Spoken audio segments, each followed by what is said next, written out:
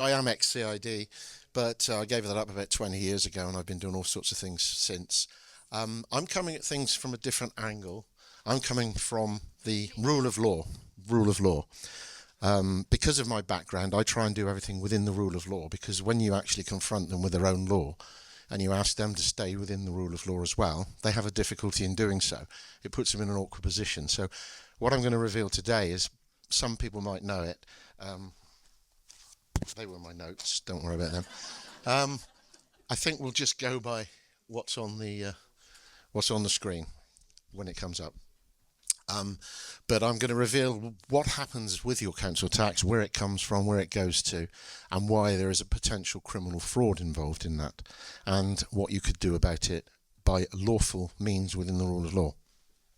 So I'm taking Cornwall as an example because I've got the figures off the Cornwall website, Cornwall Council Tax website, and this all relates to Cornwall, but I believe it does mirror in every other county throughout the country. Right, it's to understand where your council tax comes from, where it goes. A lot of you might know this, but you might not know the detail.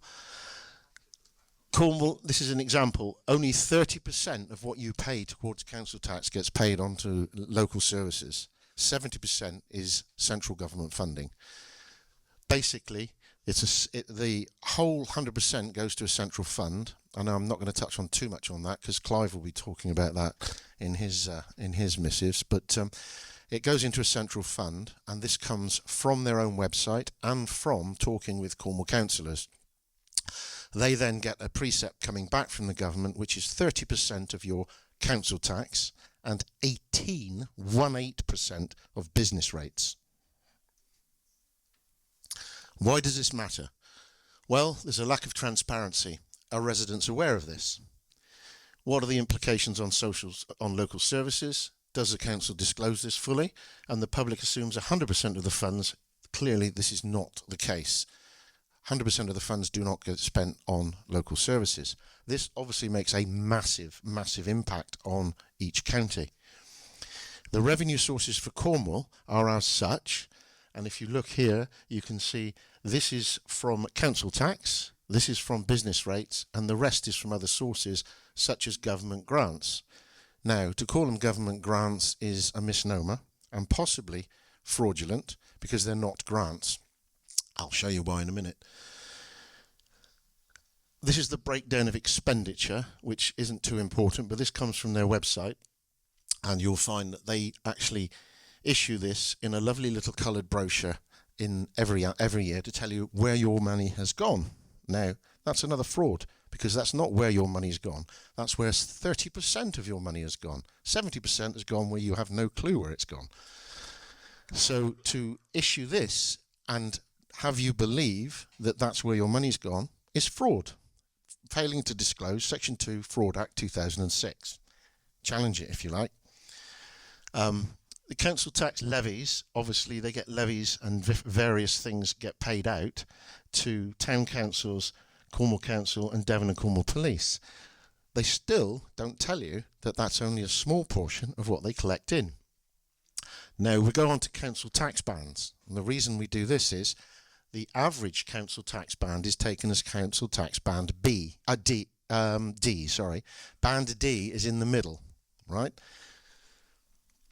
The hidden inflation of your council. The current band D is £1,892 in Cornwall. Guess what it would be if 70% of your money did not go to central government? It would be £567 annually for your band D. So where does the rest go? It's collected by the government and it goes to the central government, and they don't tell us this. Total funding requirements for Cornwall off their website are 393 million. If Cornwall kept 100% of what it collects in, what would the band D be, and how would we calculate it? And this is how I came up with that figure. You divide the total amount of required funding for Cornwall, which they put on their website.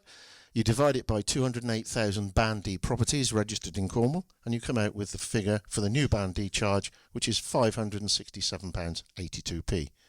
I don't think I would mind paying that in council tax if that was what I was paying for local services, and I got local services. What this confirms, the Band D charge is artificially inflated, so all the other charges are artificially inflated. If 100% retention had been the model required, we could lower the Band D to 567. The disconnect in this charge structure is being designed for. In the system, if the system were built from the ground up on 100% retention, the Band D would obviously start at that lower level. This is where the artificial inflation of your council tax bill begins. It's about how much of you already pay, how much of what you already pay never ever reaches Cornwall. And when I say Cornwall, your county. We're generalising in Cornwall. Every year, Cornwall actually collects £1.3 billion in council tax and around £1.5 billion in business rates. Cornwall only keeps a fraction of that, 30% of that, and the calculation shows you the £918 million in council tax and £1.2 billion in business rates is siphoned off to central government. That's Cornwall. That's just Cornwall. Can you imagine the amount of money that is going to the government that you don't know about and that other counties don't know about? Imagine paying £1,300 less a year for your council tax. I don't think any of us would be here if we were doing that. If we only had to pay £500, it wouldn't be worth me coming up last night and staying overnight to give a talk today.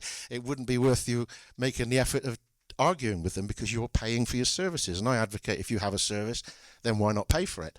But you need transparency. That's where we're lacking. We're lacking in transparency. This creates an illusion that Cornwall is underfunded and needs to charge high council tax fees. Now, why would that be by any chance? Could it not be, a cynical person might say, could it not be that the government wants to give you grants for the shortfall? Now, by giving you grants for the shortfall, what can they do? They can impose conditions on those grants.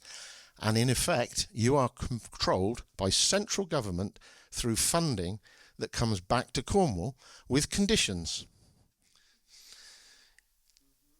Starmer said there will be no more council tax increase. Well, that didn't happen, did it?